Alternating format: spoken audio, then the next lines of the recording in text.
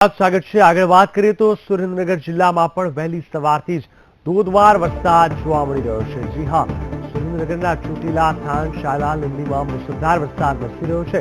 ધ્રાંગધ્રા, મૂળી સહિત પંથકમાં પણ વરસાદ શરૂ થઈ ગયો છે।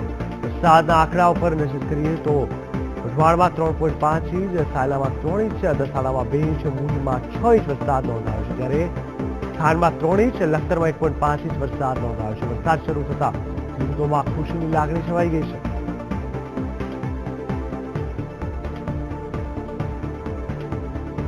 ચારે બાજુ આ વરસાદ પડતા કહી શકાય કે ખેડૂતોમાં પણ આનંદનો માહોલ જોવા મળી રહ્યો છે। આ વરસાદની ઘણી આતુરતાથી રાહ જોવામાં આવતી હતી અને આખરે આ વરસાદ પડતા જ શહેરીજનો ગરમીમાંથી તો રાહત લીધી છે, પરંતુ સાથે સાથે ખેડૂતોએ ઘણી રાહત લીધી છે। સારો વરસાદ થતા કહી શકાય કે ખેડૂતોમાં આનંદની લાગણી છે અને હજુ પણ જો આગળના સમયમાં વરસાદ વધશે તો ચોક્કસથી કદાચ ખેડૂતોને ફાયદો પણ થાય, પરંતુ સાથે સાથે નુકસાની પણ શક્યતા એટલી કહેવામાં આવી રહી છે।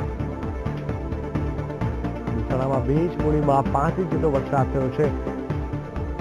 આ સાથે જ સમગ્ર શહેર પાણી થતું જોવા મળી રહ્યું છે। તો અમારી સાથે જોડાય અમારા સંવાદદાતા વિરેન ડાંગરી છે। વિરેન, જણાવશો, સતત વરસાદ વરસી રહ્યો છે, શું છે હાલની સ્થિતિ? હજી જીગર વાત કરીએ તો સુરેન્દ્રનગર જિલ્લામાં સાર્વત્રિક વરસાદ વરસી રહ્યો છે।